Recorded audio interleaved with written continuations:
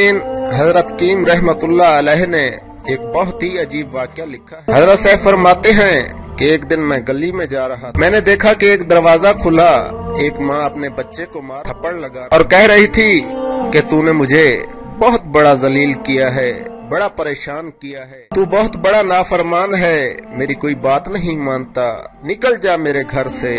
वो बच्चा रो रहा था, धक्के खा रहा था। जब घर से बाहर निकला तो माँ ने अंदर से कुंडी लगा ली। हजरत साहब फरमाते हैं कि मैं भी वहीं पर खड़ा हो गया कि जरा मंजर तो देखूं। बच्चा रोते रोते एक तरफ को चल पड़ा, जरा आगे गया, रुक कर फिर वापस आ गया। मैं आगे बढ़ा और पूछा कि बेटे तुम वापस क्यों आ गए हो?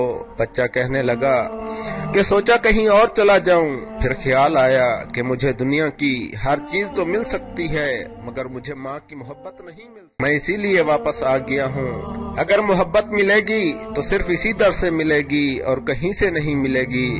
हजरत साहब कहते हैं कि बच्चा बात करते करते वहीं पर बैठ गया और मैं भी वहीं उसके साथ बैठ गया। बच्चे को जब नींद आने लगी तो उसने दहलीज पर सर रखा और सो गया। काफी देर गुजर गई, माँ ने किसी वजह से दरवाजा खोला, शायद किसी जरूरत के लिए बाहर जाना चाहती थी।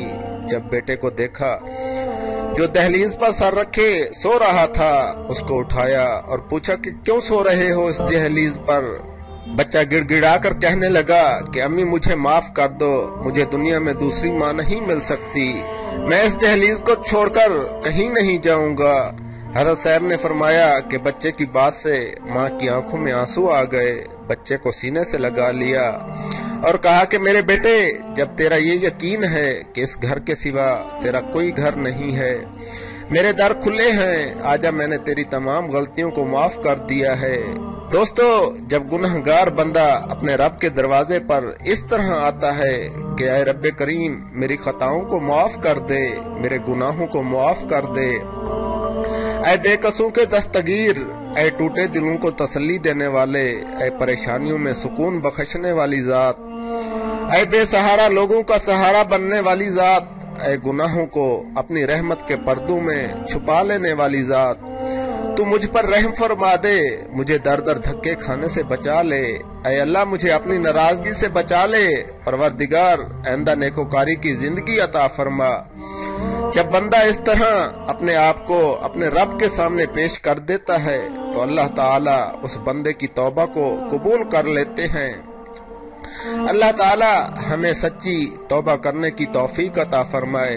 नाजरीन, अगर वीडियो अच्छी लगी हो तो वीडियो के नीचे सब्सक्राइब और साथ बेल के आइकन पर जरूर क्लिक करें ताकि हमारी हर नई आने वाली वीडियोस आप तक बआसानी पहुंच सकें और अपने दोस्त अहबाब से भी जरूर शेयर करें। शायद हमारी इस छोटी सी कोशिश से किसी भटकी हुई नौजवान नस्ल की जिंदगी संवर जाए। नेक्स्ट वीडियो तक दीजिए इजाजत। अल्लाह हाफिज, वस्सलाम।